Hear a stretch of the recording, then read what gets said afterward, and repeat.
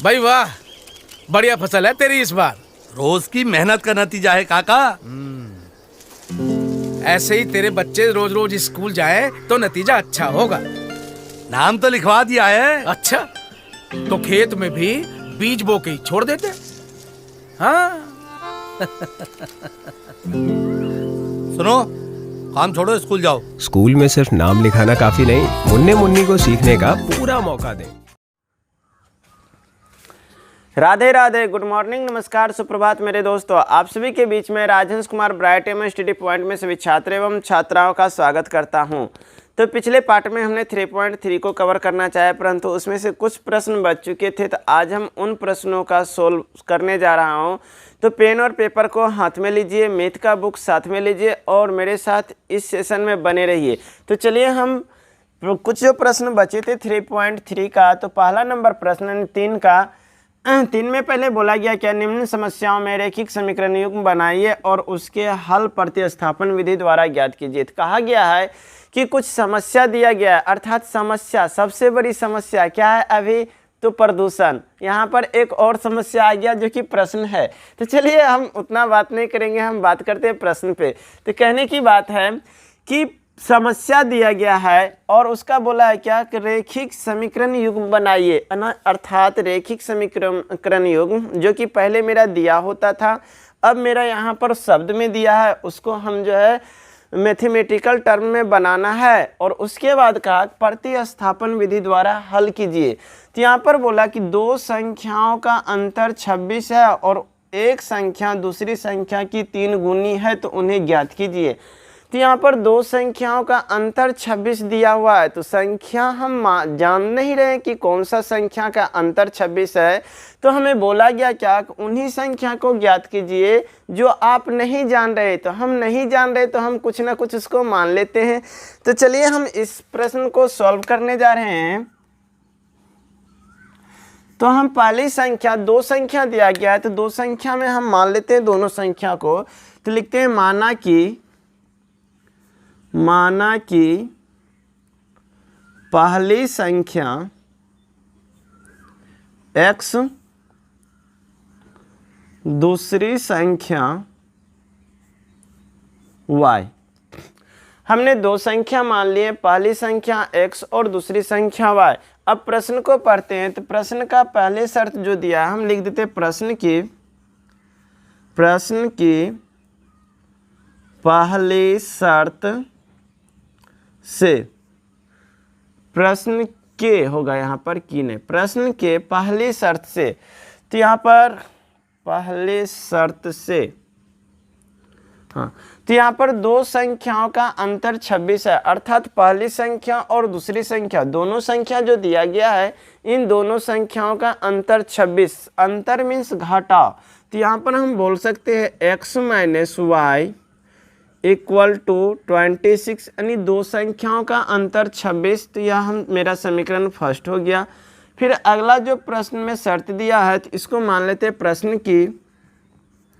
प्रश्न की दूसरी शर्त से। प्रश्न की दूसरी शर्त बोला क्या कि एक संख्या दूसरी संख्या की 3 गुनी है, अर्थात पहली संख्या दूसरी संख्या का 3 गुनी। तो पहली संख्या x और दूसरी संख्या y। तो बोला क्या, पहली संख्या जो है दूसरी संख्या के 3 गुनी, अर्थात पहली संख्या 1 गुनी है तो दूसरी संख्या 3 गुनी, और दोनों आपस में बराबर है, इसलिए हमने यहाँ पर बराबर कर दिए। अब यहाँ पर यह प्लस में है तो इस साइड करेंगे तो -x minus 3y equal to 0। यह मेरा समीकरण सेकेंड आ गया। अब यहाँ पर बोला गया था क्या, प्रतिस्थापन विधि द्वारा ज्ञात कीजिए। तो हम चलिए इसको सॉल्व करने जा रहे हैं प्रतिस्थापन विधि से। तो यहाँ पर लिख भी देते हैं प्रतिस्थापन विधि से। तो प्रतिस्थापन विधि में हम करते थे क्या, या तो समीकरण फर्स्ट या समीकरण सेकेंड, किसी एक समीकरण को लेते थे, या तो उस समीकरण को सॉल्व कर हम x का मान सेपरेट कर लें या तो y का मान सेपरेट कर लें। यदि x का मान सेपरेट कर लिए तो हम उन x को जो है समीकरण सेकेंड के x के स्थान पर पुट कर देते थे, रख देते थे, उसके बाद मेरा जो है सॉल्व हो जाता था y का मान या x का मान।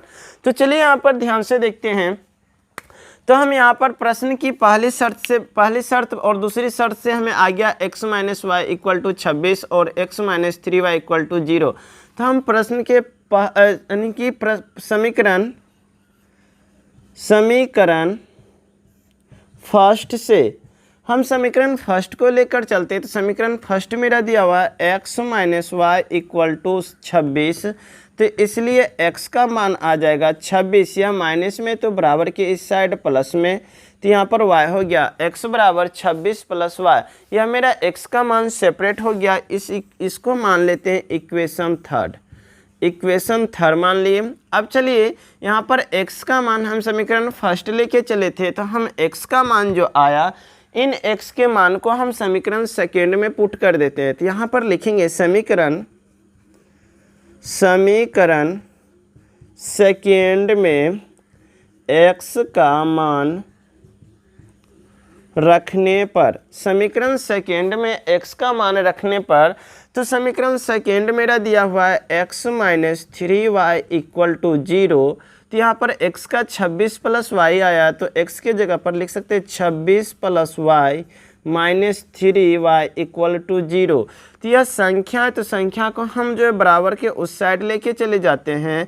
तो यहाँ पर देख रहे हैं y प्लस में है और y माइनस में, तो प्लस माइनस माइनस घटेगा, तो 3y में से 1y घट गया तो माइनस में 2y, और यहाँ पर प्लस में 26 है, बराबर के उस साइड में माइनस में 26, तो माइनस से माइनस कैंसिल हो गया, दिखाई पड़ रहा है ना।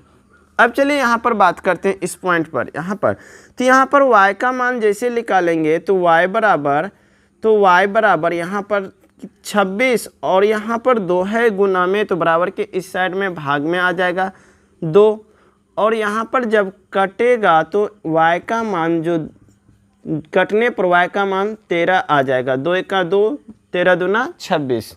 तो यहाँ पर y का मान जो हम देखें 13 आ गया। अब यहाँ पर y के मान को हम समीकरण थर्ड में पुट कर देते हैं। तो लिखेंगे समीकरण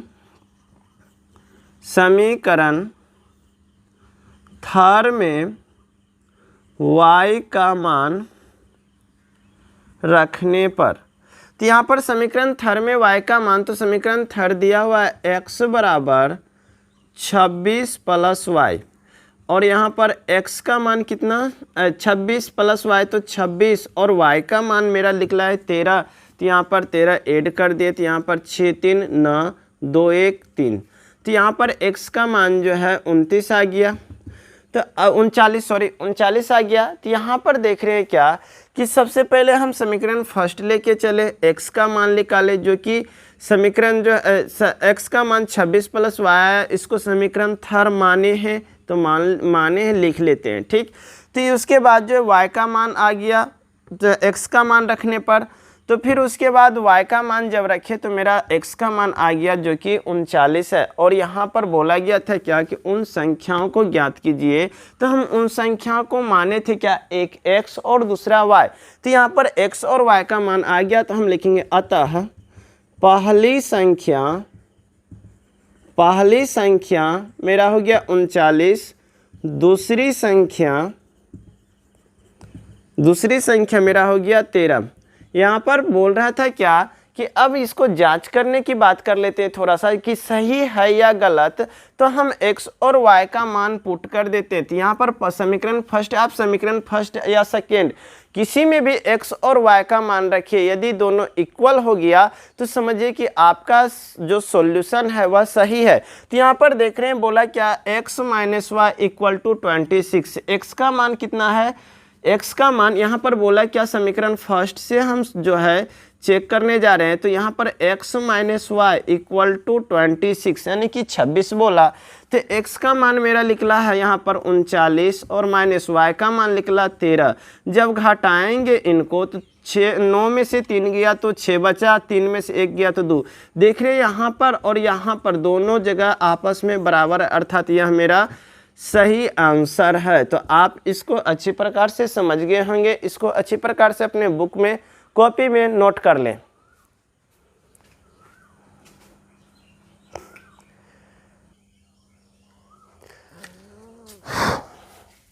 चलिए हम सेकेंड क्वेश्चन की बात करते हैं। तो सेकेंड क्वेश्चन मेरा दिया गया है, बोला क्या, दो समपूरक कोणों में बड़ा कोण छोटे कोण से 18 डिग्री अधिक है तो उन्हें ज्ञात कीजिए। अर्थात दो कोण की बात किया गया है जिसमें से बोला क्या कि दोनों कोण को मिलाकर एक समपूरक कोण है। तो सबसे पहले हम बात करते हैं कि समपूरक कोण कहते किसे है। समपूरक कोण, समपूरक कोण। तो यहाँ पर ध्यान से समझिएगा कि समपूरक कोण वैसा कोण होता है जब दो कोणों का योग 180 डिग्री हो।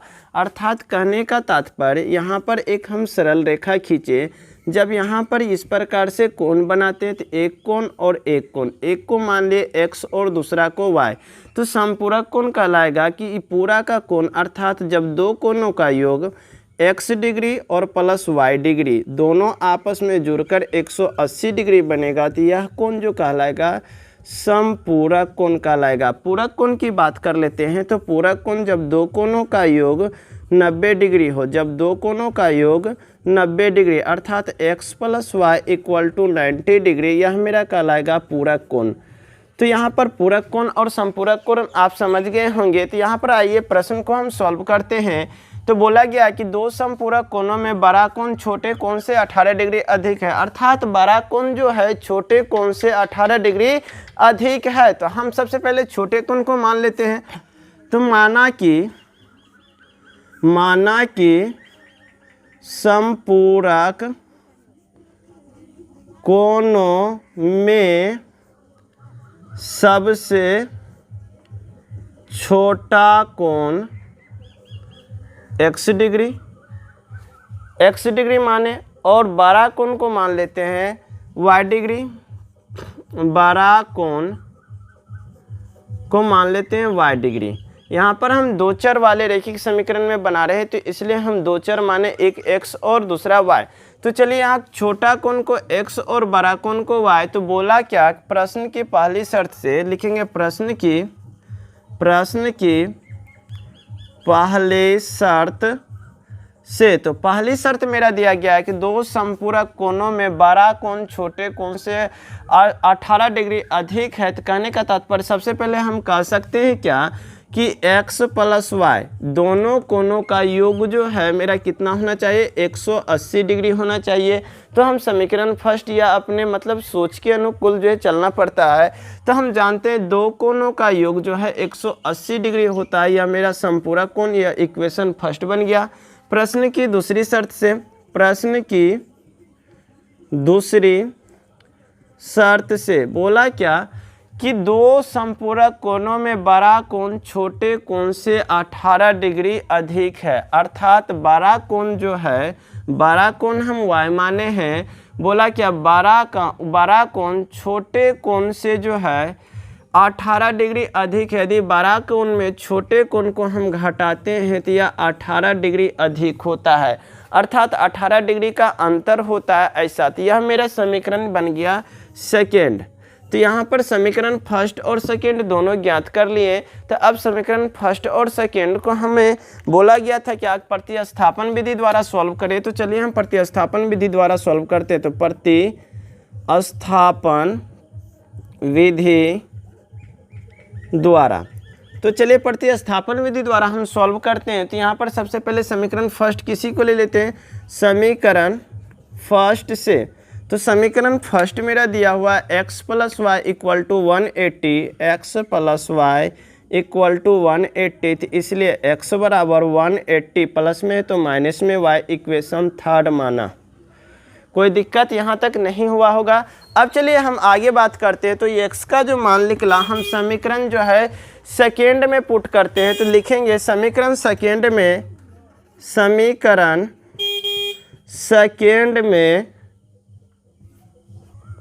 तो समीकरण सेकेंड से, तो समीकरण सेकेंड मेरा दिया हुआ है y minus x equal to 18, y minus x equal to 18। तो यहाँ पर एक मिनट, हाँ ठीक है। तो यहाँ पर 18, तो यहाँ पर x का मान निकला है 80 माइनस y। तो यहाँ पर y और minus 180 minus y equal to 18। तो यहाँ पर माइनस है तो यहाँ पर कर लेते, दिखाई पड़ रहा है ना। तो y माइनस में 180 और माइनस माइनस प्लस हो जाएंगे y इक्वल टू 18। अब चलिए यहाँ पर सब डिग्री में होंगे तो डिग्री में कर लीजिएगा। तो यहाँ पर 1y 2y हो गया और इक्वल टू यहाँ पर 18 है और यह माइनस में 180 डिग्री, तो बराबर के उस साइड प्लस में हो जाएगा 180 डिग्री। तो इसलिए 2y इक्वल टू 180 में 18 जोड़ेंगे तो 8 की 8 8 1 9 1 198 डिग्री।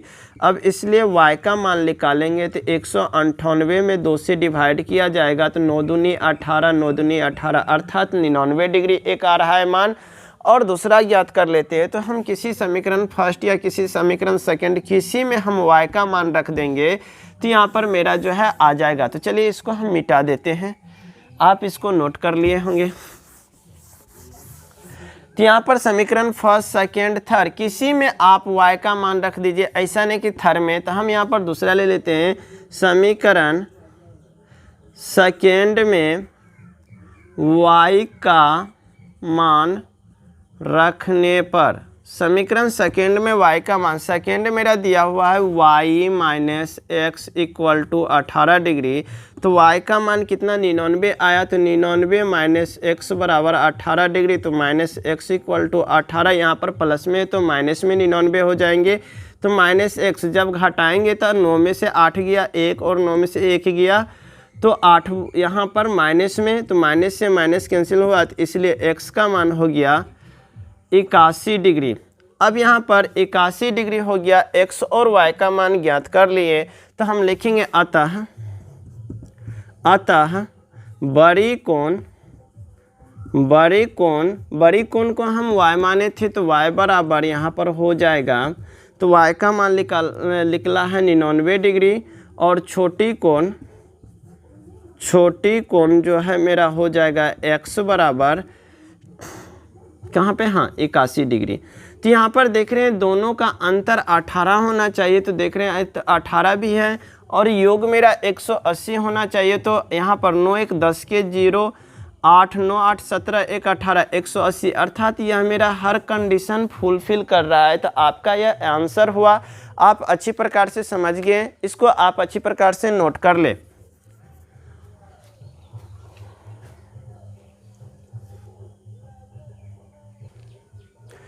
चलिए हम तो प्रश्न नंबर 3 की बात करते हैं। तो प्रश्न नंबर 3 दिया गया है कि बोला क्या, एक क्रिकेट टीम के कोच ने 7 बल्ले तथा 6 गेंद 3800 रुपये में खरीदी। बाद में उसने 3 बल्ले 5 गेंद 1750 रुपये में खरीदी। तो प्रत्येक बल्ले और प्रत्येक गेंद का मूल्य क्या होगा। तो प्रश्न वैसा दिया गया है कि इसको इतना इजी कहा जाए कि यदि एक छोटा सा बच्चा को भी बतला दिया जाए, अरे बाबू 5 गेंद और 4 गेंद मिलाकर कितना गेंद हुआ, 9 गेंद। यदि एक गेंद का मूल्य 3 रुपया तो कितना गेंद, तो बस बच्चा वाला है क्वेश्चन। उसी प्रकार से हम यहाँ पर बच्चे की तरह बनाने जा रहे हैं, तो आप लोग भी ध्यान दीजिए। तो यहाँ पर मैं बोला गया है क्या, उसको सबसे पहले समझते हैं कि गेंद खरीदा, बल्ला खरीदा और गेंद खरीदा, परंतु ना तो बल्ला का मूल्य मालूम है ना तो गेंद का मूल्य। तो वही बल्ले का मूल्य और गेंद का मूल्य मालूम करने के लिए हम क्या करेंगे, मानेंगे। क्या करेंगे, मानेंगे। चलिए हम मान लेते हैं, माना कि बल्ले का, एक बल्ले का मूल्य एक बोला गया, तो हम लिखे थे एक बल्ले का मूल्य, एक बल्ले का मूल्य 100 रुपया मान लिए और एक गेंद का मूल्य हम y रुपया मान लिए। अच्छा, y को अच्छी प्रकार से हाँ रुपया माने।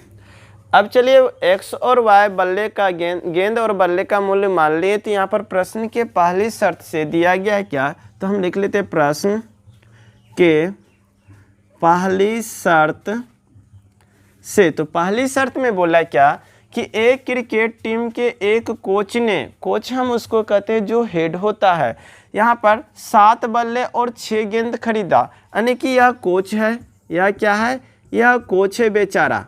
यह जो है दुकान गया और दुकान से गेंद खरीदा और बल्ला खरीदा। गेंद का तो चित्र बना देते हैं, परंतु बैट का चित्र हमसे नहीं होने वाला है। तो चलिए, तो 7 बल्ले और 6 गेंद खरीदे। तो हम 7 बल्ले और 6 गेंद, तो 7 बल्ला, एक बल्ले का मूल्य 100 रुपया, एक बल्ले का मूल्य 100 रुपया माने तो 7 बल्ले का मूल्य 7x और बोला क्या 6 गेंद। तो एक गेंद का मूल्य y रुपया है तो 6 गेंद का मूल्य 6y, और दोनों को जब मिलाकर पैसा जोड़ा गया तो दुकानदार को 3800 रुपया पेड किया, यानी कि 3800 रुपया, अर्थात हम कह सकते हैं 7x + 6y = 3800। तो यहाँ पर मेरा समीकरण जो है फर्स्ट हो गया। अब समीकरण सेकेंड निकालने के लिए तो हम दूसरे शर्त को हम फॉलो करेंगे। तो प्रश्न के दूसरे शर्त से, तो प्रश्न के दूसरे शर्त में बोला कि बाद में इस पहले वाला खरीदने के बाद फिर पुनः दुकान में यह कोच भैया जाके कहता कि 3 बल्ले और 5 गेंद दीजिए, 3 बल्ले और 5 गेंद, और इतना लेने के बाद 1750 रुपया पेड किया। तो यहाँ पर हम 3 बल्ले, तो एक बल्ला का मूल्य x रुपया, तो 3 बल्ले का 3x, और यहाँ पर एक गेंद का y रुपया, तो 5 गेंद का 5y, दोनों को मिलाकर 1750 रुपया दुकानदार को दिया। तो यहाँ पर समीकरण सेकेंड भी मालूम हो गया। तो आप जो है प्रतिस्थापन विधि द्वारा ज्ञात कर ही सकते हैं। तो चलिए प्रतिस्थापन विधि द्वारा हम भी निकाल देते हैं। प्रतिस्थापन विधि से, प्रतिस्थापन विधि में हम करते हैं क्या, समीकरण फर्स्ट और सेकंड किसी एक को लेके चलते हैं। तो हम लेते हैं इस बार समीकरण सेकेंड से। तो समीकरण सेकेंड मेरा 3x + 5y = 1750 दिया हुआ है। तो हम x या y का मान निकाल लेते हैं। तो 3x = 1750 और प्लस में तो माइनस में 5y, इसलिए x बराबर हो जाएगा 1750 - 5y, और 3 गुना में है तो नीचे में आ जाएगा। इसको हम समीकरण थर्ड मान लेते हैं। अब चलिए हम ज्ञात कर लें x का मान। तो x का मान हम समीकरण सेकेंड लेके चले तो फर्स्ट में पुट करेंगे। तो लिखेंगे समीकरण फर्स्ट में x का मान रखने पर, तो समीकरण फर्स्ट मेरा दिया हुआ है 7x + 6y, 7x + 6y = 3800 rupees. अब यहाँ पर देख रहे हैं कि x यहाँ पर है तो x का मान रखते हैं। तो 7 × x का मान 1750 - 5y / 3 और प्लस 6x = 3800 रुपया। यहाँ पर यदि कटने वाला होता तो हम कटा देते, परंतु कट नहीं रहा है। तो इसको हम जो है कैलकुलेशन कर लेते हैं। 7 से गुना करेंगे तो 7 में 0 तो 0 बार, 7 × 5 = 35 के 5 बचा, 3 × 7 = 49, 3 × 52 के 2 बचा, 5 × 7 = 5 = 12। अधिक नहीं हुआ? नहीं, ठीक है। अब यहाँ पर फिर इसके बाद यहाँ पर 5 7 × 5 = 35y और नीचे में 3। अब यहाँ पर प्लस में है 6x, नहीं कुछ तो नीचे में 1, यहाँ पर 3800 रुपया। तो यहाँ पर हम 3 और 1 का एलसीएम लेंगे तो 3 होगा। यहाँ पर 12250 और माइनस 35y, और यहाँ पर प्लस 1 से 3 3 6 से 18x बराबर 3800 रुपया, 1750। ठीक है। अब चलिए यहाँ पर इसको 3800 नहीं कुछ तो 1 से गुना करेंगे तो यहाँ पर देख रहे प्लस माइनस यानी घटेगा। तो 35 में से 18 घटाएंगे तो 10 × 5 = 15 में से 8 गया तो 8 × 7 = 15। यहाँ पर 2 में से 1 गया 1, माइनस में 17x बराबर, यहाँ पर इसके पहले था 12250 और बराबर 3 से गुना करेंगे तो 0 0 8 × 24 के 4 3 × 9 2 11। अब यहाँ पर यह माइनस 17x और बराबर 11400 और यह 12250 प्लस में, तो इस साइड 12250 माइनस में होगा तो माइनस 17x बराबर घटाते हैं तो 0 में से 0 5 की 5 और यहाँ पर 10 2 12 में से 4 गया 8, 12 में से 4 गया 8, यहाँ पर 1 में 1 गया 0 और 1 में 1 गया 0, यहाँ पर माइनस में आ जाएगा 850 रुपया। माइनस से माइनस कैंसिल, x बराबर हो जाएगा 17 × 5 = 85, 17 × 5 = 85, 5 बार में कटेगा तो यहाँ पर x का मान 50 रुपया। अर्थात हम x का बल्ले को माने थे तो एक बल्ले का मूल्य निकल गया 50 रुपया। अब हम गेंद का मूल्य मान निकाल लेते हैं। तो हम लिखेंगे समीकरण फर्स्ट में x का मान रखने पर, समीकरण फर्स्ट मेरा दिया हुआ है 7x plus 6y equal to 3800 रुपया। यहाँ पर x का मान 50, तो 7 पचे 35, 350 प्लस 6y इक्वल टू 3800 रुपया। तो 6y इक्वल टू 3800 रुपया में हम घटाएंगे 350 को, तो यहाँ पर 6y इक्वल टू हो जाएगा 0 में से 0, फिर 10 में से 5 गया 5, यहाँ पर 7 में से 3 गया तो बच जाएगा 4, 3450 हो गया। अब y का मान निकाल लेंगे, तो 3450 में हम 6 से भाग देंगे। हमें कहीं पर कुछ गलती हो रहा है, तो हम यहाँ पर देखें क्या गलती हो गया क्या, कि यहाँ पर समीकरण जो के फर्स्ट माने थे यहाँ पर दिखा y की जगह पर हम दोनों जगह x लिख दिए, तो यहाँ पर y होंगे और कैलकुलेशन भी करते चल गए y। तो यहाँ पर y सिर्फ यहाँ पर y लिखना है y, और यहाँ पर y, यहाँ पर y, यानी कि x की जगह y का मान यहाँ पर y आ जाएगा। ठीक, x का नहीं y का मान लिख लेगा और कुछ नहीं। यहाँ पर y का मान 50 निकला है, तो हम यहाँ पर जो इसको हम मिटा के फिर से कर रहे थे। यहाँ पर 7x प्लस 6, y का मान 50, तो 50 से गुना यहाँ पर 3800 रुपया। तो यहाँ पर 7x बराबर 3800 और 6 पंचे 30, 300, इधर 300 घट जाएगा। तो यहाँ पर 7x बराबर 3800 में 300 घटा तो 3500, तो यहाँ पर 7 पचे 35, 7 पचे 35 अर्थात 500 रुपया। एक बल्ले का मूल्य 500 रुपया हो गया। तो हम लिखेंगे अतः, आप लिख लीजिएगा एक बल्ले का मूल्य हम लिख देते हैं डायरेक्ट, x बराबर 500 रुपया, और यहाँ पर y का मान जो निकल गया, y हम माने हैं एक गेंद का, तो गेंद का मूल्य 50 रुपया। तो आप इसको अच्छी प्रकार से नोट कर लें। यहाँ पर आप सही कर लीजिएगा, y का होगा यहाँ पर y।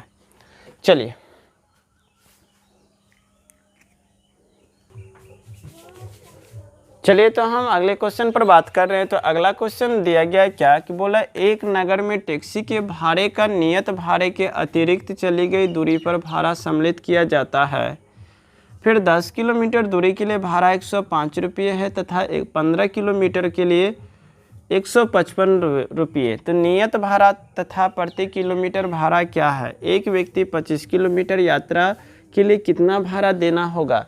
तो चलिए हम सबसे पहले क्वेश्चन को समझ लेते हैं। क्वेश्चन कहा है क्या, कि बोला एक नगर में टैक्सी के भाड़े एक नियत भाड़े के अतिरिक्त चली गई दूरी पर है। अर्थात इसका मतलब है क्या, कि यदि एक नगर है वहाँ पर यदि आप चलते हैं तो मान लीजिए इतना दूरी चले, इस दूरी को तय किए तो आपको जो नियत भाड़ा देना पड़ेगा। नियत इसका फिक्स है, ठीक। इससे यदि अतिरिक्त चलते हैं तो प्रति किलोमीटर जो है आपको अतिरिक्त भाड़ा देना पड़ेगा। यहाँ से चलने के बाद अतिरिक्त भाड़ा देना पड़ेगा। कहने का तात्पर्य, यदि मान लीजिए कि यहाँ नियत भाड़ा इसका 100 रुपया मान लेते हैं, तो अतिरिक्त यदि 1 किलोमीटर चलते तो उसका अतिरिक्त भाड़ा लगेगा, 2 किलोमीटर चलते हैं तो अतिरिक्त भाड़ा लगेगा, 3 किलोमीटर चलते हैं तो अतिरिक्त भाड़ा लगेगा। अब अतिरिक्त भाड़ा प्रति किलोमीटर है क्या, तो इसके पहले समझ लेते हैं। तो यहाँ पर बोला गया क्या, कि अतिरिक्त चली गई दूरी का भाड़ा सम्मिलित किया जाता है। अर्थात आप जितना अधिक दूर चलते हैं तो उतना रुपया आपसे अलग सम्मिलित किया जाता है। यहाँ पर जो अतिरिक्त भाड़ा क्या है वह भी नहीं दिया हुआ है। हम मान लेते हैं अतिरिक्त भाड़ा जो है, अतिरिक्त भाड़ा प्रति किलोमीटर y रुपया। प्रति किलोमीटर कितना? y रुपया। यदि 1 किलोमीटर चलते तो y रुपया, 2 किलोमीटर चलेंगे तो 2y। कहने का तात्पर्य, अतिरिक्त यदि 1 किलोमीटर आप तय किए तो 1y, यानी कि 2 किलोमीटर चलिएगा तो 2y, 3 किलोमीटर चलने पर आपको 3y रुपया यानी कि पे करना पड़ रहा है। तो नियत भाड़ा x है और अतिरिक्त भाड़ा क्या है? y रुपया प्रति किलोमीटर। बोल सकते हैं अतिरिक्त भाड़ा y रुपया प्रति किलोमीटर। तो चलिए हम यहाँ पर अब इसको प्रश्न को समझ गए होंगे, तो हम प्रश्न को सॉल्व करते हैं। तो सबसे पहले मान लेते हैं नियत भाड़ा, जो कि नियत भाड़े बोला गया। तो लिखते हैं माना कि टैक्सी का नियत भाड़ा नियत भाड़ा 100 रुपया, हम नियत भाड़ा 100 रुपया मान लिए, अतिरिक्त चली गई दूरी का भाड़ा प्रति किलोमीटर, यानी कि लिखेंगे प्रति किलोमीटर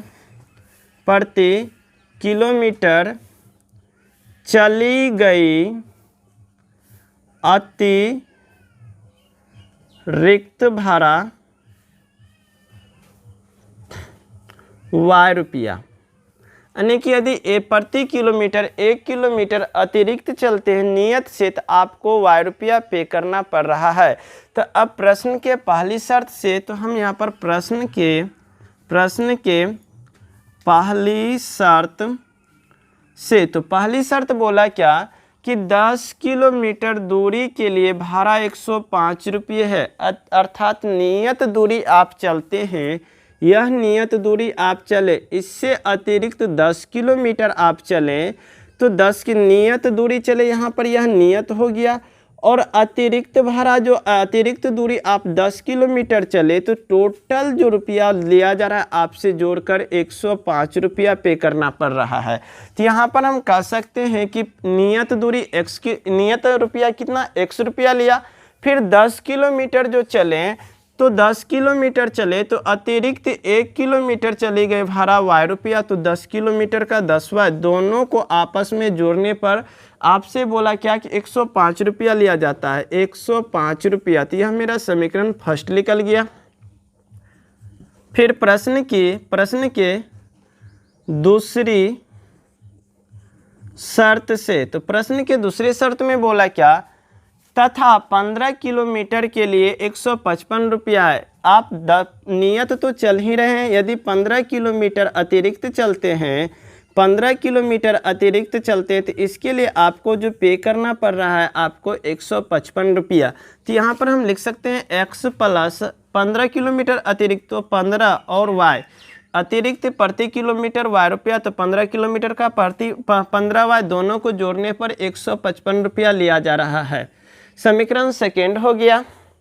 अब बोला गया था क्या कि नियत भाड़ा प्रति किलोमीटर भाड़ा ज्ञात कीजिए, भाड़ा क्या है। तो चलिए हम यहाँ पर प्रतिस्थापन विधि द्वारा इसको सॉल्व करते हैं। तो लिख लेते हैं प्रतिस्थापन विधि से, प्रतिस्थापन विधि से। तो प्रतिस्थापन विधि में हम करते थे क्या, समीकरण फर्स्ट हो या सेकेंड हम उसको लेके चलते हैं। तो समीकरण फर्स्ट से, तो समीकरण फर्स्ट मेरा दिया है x plus 10y equal to 105 रुपया। तो यहाँ पर इसलिए x का मान हो जाएगा 105, प्लस में तो माइनस में 10y। यह मेरा निकल गया समीकरण थर्ड माना। अब चलिए समीकरण थर्ड को जो है x का मान जो है समीकरण सेकेंड में रखते हैं। तो समीकरण सेकेंड में x का मान रखने पर, समीकरण सेकेंड में x का मान रखने पर, तो समीकरण सेकेंड मेरा दिया हुआ था x plus 15y equal to 155 rupees. तो यहाँ वहाँ 155 रुपीज़, तो यहाँ पर x plus 15y equal to 155 rupees. तो यहाँ पर x का मान मेरा आया क्या 105 माइनस 10y, और यहाँ पर प्लस में 15y इक्वल टू 155 रुपया।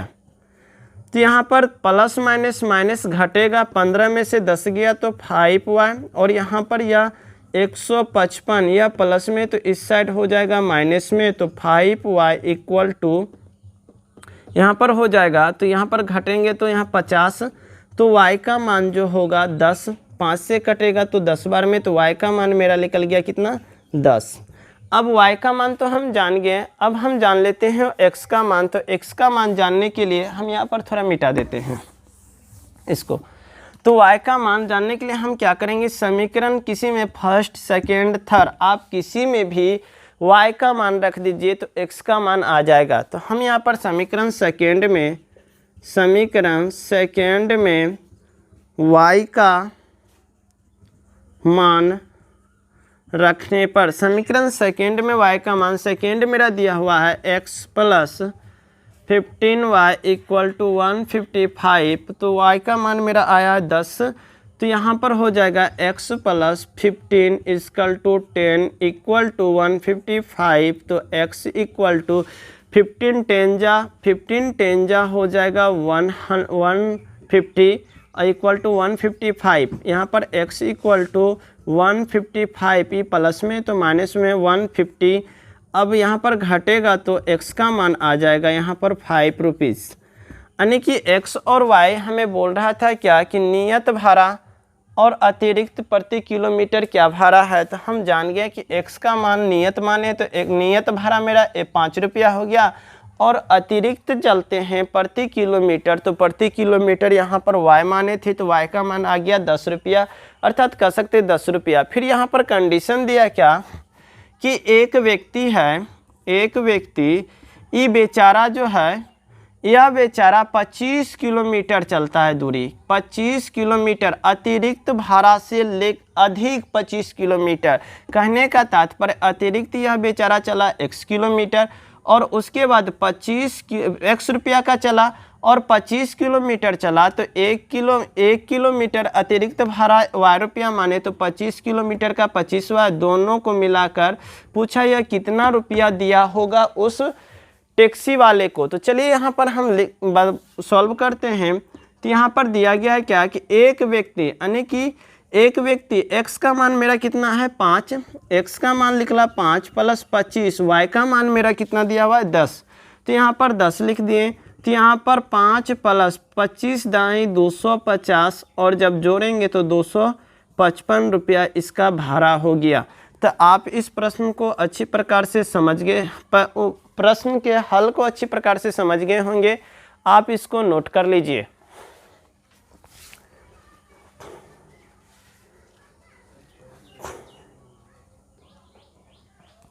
चलिए हम 5 नंबर क्वेश्चन की बात कर रहे हैं। तो 5 नंबर प्रश्न दिया गया है क्या कि यदि किसी भिन्न के अंश और हर में 2 जोड़ दिया जाए तो वह 9/11 हो जाती है। यदि अंश और हर दोनों में 3 जोड़ दिया जाए तो वह 5/6 हो जाती है। तो वह भिन्न ज्ञात कीजिए।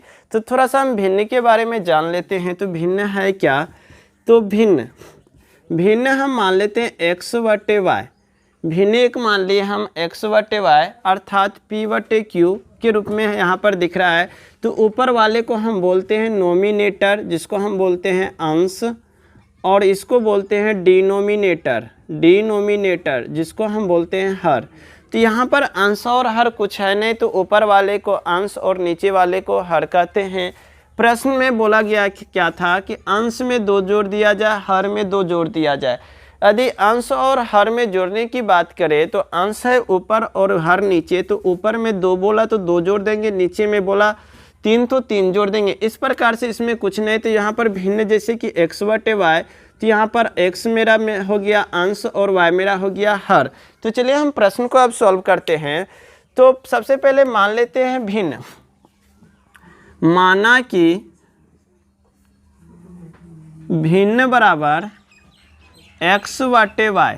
यहाँ पर हम जान रहे हैं कि x मेरा अंश और y मेरा हर है। प्रश्न के पहली शर्त से, प्रश्न के पहली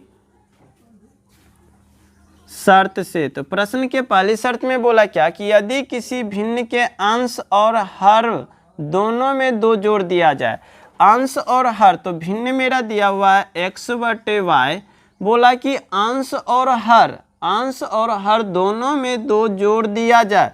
तो हम अंश में भी 2 जोड़ दिए और हर में भी 2 जोड़ दिए, और जोड़ने के बाद बोला क्या, वह 9/11 हो जाती है, अर्थात 2 जोड़ने पर यह भिन्न जो है 9/11 हो जाती है। तो इसको हम सॉल्व करते हैं। तो यहाँ पर देख रहे हैं क्रॉस मल्टीप्लिकेशन होगा। तो 11 से गुना करेंगे तो 11x प्लस 11 दूना 22 इक्वल टू 9 से करेंगे तो 9y और प्लस 9 दूनी 18। यहाँ पर 11x प्लस में तो माइनस में 9y इक्वल टू 18, यहाँ पर प्लस में तो माइनस में 22। तो 11x minus 9y equal to, यहाँ पर हम घटाएंगे तो 18 में 3 जोड़ेंगे तो 22 होगा, नहीं 4 जोड़ेंगे। तो यहाँ पर 4 जोड़ने पर यहाँ पर -4 होगा, अर्थात कहने का तात्पर्य -22 में 18 को जोड़ेंगे तो -4 होगा। समीकरण मेरा फर्स्ट निकल गया। अब प्रश्न की दूसरी शर्त में, तो प्रश्न के दूसरी शर्त में बोला क्या, यदि अंश और हर दोनों में 3 जोड़ दिया जाए, तो ऊपर में मेरा अंश और नीचे में हर, ऊपर में भी 3 और नीचे में भी 3 दोनों में बोला था 3 जोड़ दिया जाए तो वह 5/6 हो जाती है। तो 5/6, तो 6 से गुना करेंगे 6x प्लस 6 18, और यहाँ पर 5 से गुना करेंगे तो 5y और प्लस 5 15। यहाँ पर 6x यहाँ पर प्लस है तो माइनस में y, और बराबर 15, यह 18 प्लस में है तो यहाँ पर हो जाएगा माइनस में। तो 6x minus 5y equal to 18 में से 15 गया तो -3।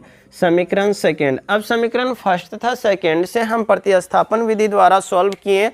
आप भी इस प्रश्न को अपने से सॉल्व करें, कोई कठिनाई नहीं होगा, क्योंकि हम इस पर जो बहुत सारा प्रश्न बतलाएं। तो आप जो है x और y का मान लिख लेगा। ज्यों ही x और y का मान लिख लेगा तो आप भिन्न यहाँ पर माने, भिन्न क्या, तो भिन्न x/y। तो आप कीजिएगा क्या, x का जो मान लिख लेगा ऊपर लिख दीजिएगा और y के मान को ऊपर, वही मेरा क्या होगा, आंसर। बोल रहा है कि भिन्न ज्ञात कीजिए।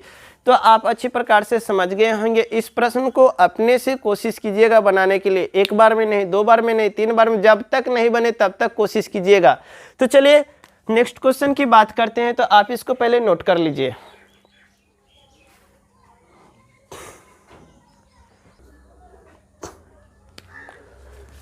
तो चलिए हम इस चैप्टर का लास्ट क्वेश्चन जो है, लास्ट क्वेश्चन दिया गया है 6 नंबर की, 5 वर्ष बाद जेकब की आयु उसके पुत्र के आयु से 3 गुनी हो जाएगी। 5 वर्ष पूर्व जेकब की आयु उसके पुत्र की आयु की 7 गुनी थी, तो उनकी वर्तमान आयु ज्ञात कीजिए। तो यहाँ पर एज संबंधित जो प्रश्न दिया गया है, तो हम इसको अच्छी प्रकार से बनाते हैं। तो यहाँ पर कह रहा है 5 वर्ष बाद जेकब की आयु उसके पुत्र की आयु से 3 गुनी हो जाएगी। अर्थात जेकब, एक व्यक्ति जिसका नाम है जेकब, यह बेचारा जेकब है और इसका एक छोटा सा पुत्र है, इसका छोटा सा एक नन्हा सा पुत्र है, इसका पुत्र है, इसका नामों दिया नहीं है। बोला क्या कि जेकब की आयु उसके पुत्र की आयु की 3 गुनी हो जाएगी। अर्थात जेकब की आयु जो है उसके पुत्र की आयु की कितनी, 3 गुनी हो जाएगी। कब, तो 5 वर्ष बाद, यानी कि बाद और पूर्व की बात किए थे। तो वर्ष कब सबके लिए बराबर होता है, तो बाद बोले थे हम पिछले चैप्टर में। बाद यदि दिया रहे तो हम जो बाद दिया रहे तो जोड़ देंगे, और पहले दिया रहे तो हम घटा देते हैं। तो यहाँ पर 5 वर्ष बाद, तो जेकब को यहाँ पर x मान लिए, पुत्र को मान लिए y। तो बोला कि जेकब का आयु पुत्र के आयु से 3 गुनी है। अर्थात जेकब का x है तो पुत्र का हो जाएगा 3x 3y, दोनों आपस में बराबर। सॉरी, यहाँ पर इतना नहीं, इतना डिटेल तो यहाँ पर नहीं शॉर्ट में किया जा सकता, उसके लिए समय लग जाएगा। हम यहाँ पर डायरेक्ट प्रश्न पर आते हैं। तो यहाँ पर सबसे पहले मान लेते हैं जेकब की आयु, माना कि जेकब का वर्तमान आयु यहाँ पर x वर्ष मान लिए, पुत्र का वर्तमान आयु y वर्ष। तो जेकब का वर्तमान आयु x वर्ष और उसके पुत्र का वर्तमान आयु जो है y वर्ष माने। तो प्रश्न के पहली शर्त से चलते हैं। प्रश्न के पहली शर्त से, तो प्रश्न के पहली शर्त में बोला 5 वर्ष बाद जेकब की आयु उसके पुत्र की आयु की 3 गुनी हो जाएगी। सबसे पहले वर्तमान करेंगे क्या कि वर्तमान में जेकब का आयु और वर्तमान में पुत्र की आयु दोनों बराबर कर लेते हैं। तो x बराबर हम कर लिए y, अब बोला कि 5 वर्ष बाद, तो 5 वर्ष बाद में हम क्या करते हैं, जोड़ते हैं। तो इसमें भी 5 वर्ष जोड़ दिए और इसमें भी 5 वर्ष जोड़ दिए। 5 वर्ष दोनों वर्तमान आयु से आगे हो गया। फिर उसके बाद बोला क्या, उसके पुत्र के आयु से 3 गुनी थी, यानी कि यह जेकब जो है, जेकब अपने पुत्र के आयु को यदि 3 गुना कर दिया जाए तब बराबर होंगे। तो यहाँ पर हम इसमें 3 से गुना कर देते हैं। तो यहाँ पर फिर से पढ़ते हैं। तो 5 वर्ष बाद जेकब की आयु, 5 वर्ष बाद जेकब की आयु जो है पुत्र की आयु से 3 गुनी हो जाएगी। तो पुत्र की आयु से 3 गुनी हो जाएगी। तो चलिए यहाँ पर अब इसको कैलकुलेशन करेंगे तो x प्लस के मार्कर इंक खत्म है। तो यहाँ पर हम इसको कह सकते हैं x प्लस 5 इक्वल टू 3 गुना वाई 3y और प्लस में 5 दिया 15। यहाँ पर x प्लस में तो माइनस में 3y इक्वल टू 15, यहाँ पर प्लस में तो माइनस में 5, तो x minus 3y equal to 10 समीकरण फर्स्ट। हाँ ठीक है। अब दूसरा जो शर्त दिया है तो पहले लिख लेते हैं प्रश्न की दूसरी शर्त से। प्रश्न की दूसरी शर्त में बोला 5 वर्ष पूर्व में हम घटाते हैं तो पहले जेकब का आयु और उसके पुत्र के आयु को दोनों बराबर कर दिए। तो बोला 5 वर्ष पूर्व, तो 5 वर्ष वर्तमान दोनों का आयु है तो इसका भी 5 वर्ष पीछे लेके चल जाते हैं और इसमें भी 5 वर्ष पीछे लेके चल गए। तो 5 वर्ष पूर्व जेकब की आयु उसके पुत्र की आयु की 7 गुनी, यानी कि पहले 3 गुना था, अब कितना बोला 7 गुना। तो यहाँ पर हम 7 से गुना कर दें उसके पुत्र में, तो यहाँ पर हो गया x माइनस 5, यहाँ पर 7 गुना y 7y, यहाँ पर 7 पचे 35, x यहाँ पर माइनस में 7y equal to minus 35, minus में तो प्लस में 5 हो जाएंगे। तो यहाँ पर x minus 7y equal to minus 30। समीकरण मेरा निकल गया सेकेंड। अब समीकरण फर्स्ट और सेकेंड हम ज्ञात कर लिए तो प्रतिस्थापन विधि द्वारा जेकब और उसके पुत्र की आयु को हम ज्ञात करते हैं।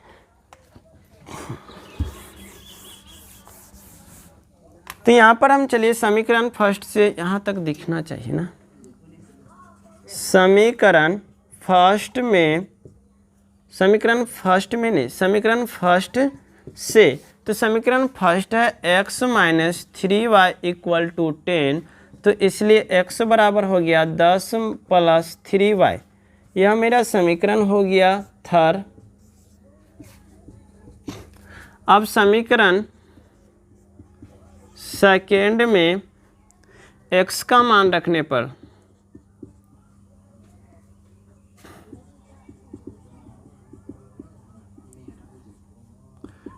पर तो समीकरण सेकेंड मेरा दिया हुआ है x minus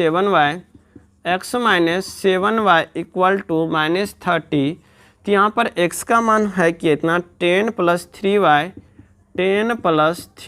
minus 7y equal to minus 30। तो 3 घटेगा यहाँ पर तो हो जाएगा 4y, माइनस में यहाँ पर 30, माइनस या प्लस में तो माइनस में हो जाएगा 10, तो minus 4y equal to minus 40, 30 10 40, तो माइनस से माइनस कैंसिल, तो इसलिए y का मान 4 से कटेगा तो 10 बार में, अर्थात y का मान मेरा आ गया 10। अब हम x का मान ज्ञात कर लेते हैं। तो समीकरण